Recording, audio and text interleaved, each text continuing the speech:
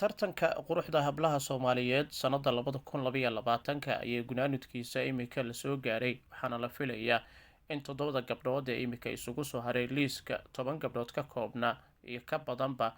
in gebi ahaanba iyaguna ay ku kala haraan tartankan oo tartanka quruxda Miss Soomaaliya sanada 2022 ayaa gabagabadiisa lagu sii siqaya tartanka quruxda Miss Soomaaliya tartanka quruxda Miss Soomaaliya ee hablaha Soomaaliyeed ayaa la filayaa in dhowaan uu soo xidhmo iyadoo 10 gabdhood 7 ka mid ah imika ay isugu soo hareen loolanka dhinaca codeynta iyo kala sareynta tartankan oo sanadkiiba mar la qabto ayaa la filayaa in dhowaan lagu dhawaaqo gabadha kaalinta koowaad soo gashay iyo gabadha kaalinta labaad soo gali doonto iyo midda kaalinta saddexaad soo gali doonto imika 24 saacadood ugu dambeeyay 7 gabdhood ayaa usoo gudbay Miss Soomaaliya 2022 tartanka gabdhaha ugu quruxda badan waxaana ay kasoo kala jeedaan Galmudug halka saddexda kalena ay kasoo jeedaan Puntland, Jubbaland, Hirshabelle haddaba tartankan oo ah mid markaasi siyaabo kala duwan loogu hardamayo ayaa la arkayay loolan adag oo u dhexeeya dhinaca gabdhaha marka la eego dhanka kala sareynta waxaana ilaa imika hogaaminaysa gabadha lagu magacaabo Iqra Albatros taasi oo calanka Jubbaland lalminaysa isla markaana iyadu orad ugu jirta sidii ay kusoo geli lahayd marka uu tartanka soo xidhmo kaalinta koobaad toddobadan gobood iyagu markaasi tartanka quruxda imika kaalmaha kala duwan kasoo galaya ayaa 4 ka mid waxay kasoo jeedaan Galmudug halka 3 kalena ay kasoo jeedaan Puntland, Jubbaland iyo Hirshabelle mid ayaa kasoo kala jeeda haddaba bal in yaroo kooban haddii aynu eegno gabdhahan afarta ah iyadoo oo quruxdu dhowaanahanba lagu qiimeynayo qaabab kala duwan marka laga soo tago dadkuna ay aada ugu kala aragti duwan yihiin marka la eego haddaba qaabka qiimeynta quruxdu ay u dhacdo siba marka la eegayo gabadha kusoo bixi karto tartanka quruxda Miss Soomaaliya 2022 munaasabadan oo noqon doonto mid heer sare ayaa waxa ay hadalhayn ka abuurtay tan iyo bilowgii dadkii araajidooda soo gudbiyay oo sheegay in uu damac kaga jiro inay ku biiraan tartanka quruxda ase yeeshee 7 ayaa imika liiska ee ugu sarreysa usoo gudbay dhinaca codeynta marka la eegana Iqro oo iyadu Jubbaland kasoo jeeda ayaa imika ku hogaaminaysa Iqro waxa ay waalidiinteedu ku dhasheen maamul goboleedka gaar ahaan Jubbaland magaalada Kismaayo xarunta u ah Jubbada Dhexe waxaase ay iyadu kusoo barbaartay korimadeeda inta badanna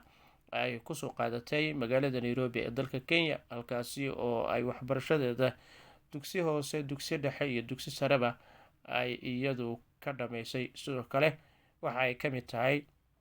hablaha marka la eego dhinaca quruxda iyaduna shirkado kala duwan oo ka howlgala dalka Kenya oo isugu jira baanan shirkado iyo hay'ado si gaar ah loo leeyahay ay iyaduna u qaabilsan tahay dhinaca xayeysiinta waayada dambena ay iyadu iskoorkaasi dhinaca quruxda ay iyaduna aad markaasi u haysatay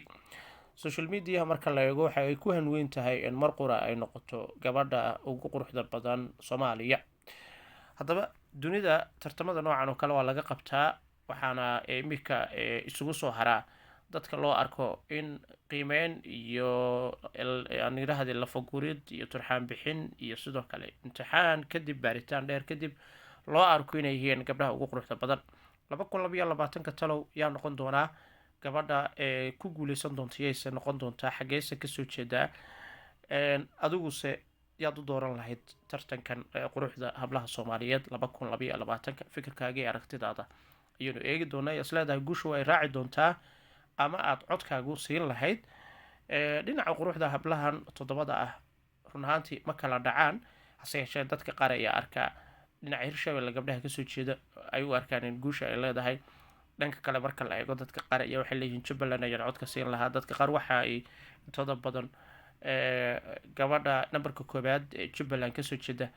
ayay leeyihiin waa quruxdii oo qof ah waana Iqra Albatros inkastoo oo gabdhuhu 7duba aysan kala dhicin oo midba kale ay aad markaasi iyadu ay aad uga daran tahay tan kale marka si loo fiiriyo quruxdooduna aanu la qiyaasi karin. hase yeeshee doodan ayaa xamaasad ka abuurtay dhinaca baraha bulshada. dhinaca kalena marka si loo eego qof waliba aragtidiisa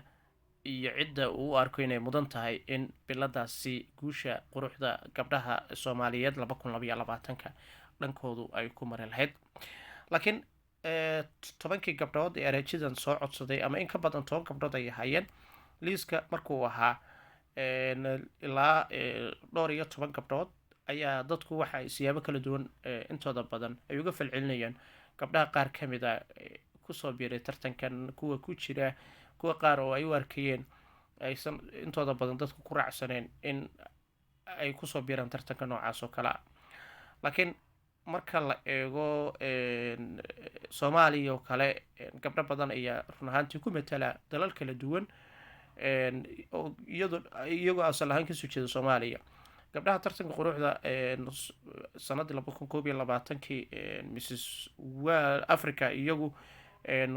intooda badan waxay kasoo jeedeen soomaaliya, waxayna ahaayeen dad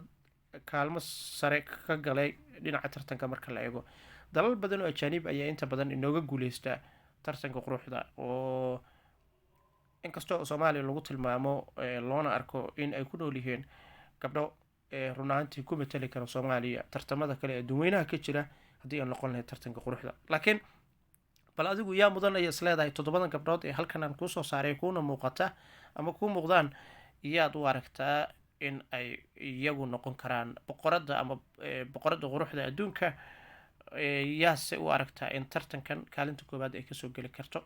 maadaama iminka 7 gabdhood lagu dhawaaqay 7daasina weli tartankii uu si dardara ku soconayo, inkastoo aan quruxda la isku raacsaneen oo qofba si uu u arko, haddana dadku waxay leeyihiin waxaa ku guuleysan doontaa gabadha iminka kaalinta koowaad ku matalaysa tartankaasi Jubbaland ee iqra. dadka qaarna waxay leeyihiin gabdhaha kale iyagu kasoo jeeda galmudug, gabadha hirshabelle kasoo jeeda, gabadha kale puntland kasoo jeeda, intooduba waa gabdho markaasi leh astaamihii qaababkii lagu xulan lahaa dhinaca quruxda marka la eego tartankan 2022. waanu soo gudbin doonaa finalka marka ay ciyaartu soo gaadho oo 2 ilaa 3 gabdhood ay isugu soo haraan ama lagu dhawaaqo natiijada December. wax yar ayay naga xigtaa oo bisha November maanta waxay ku beegantaa 12keedii.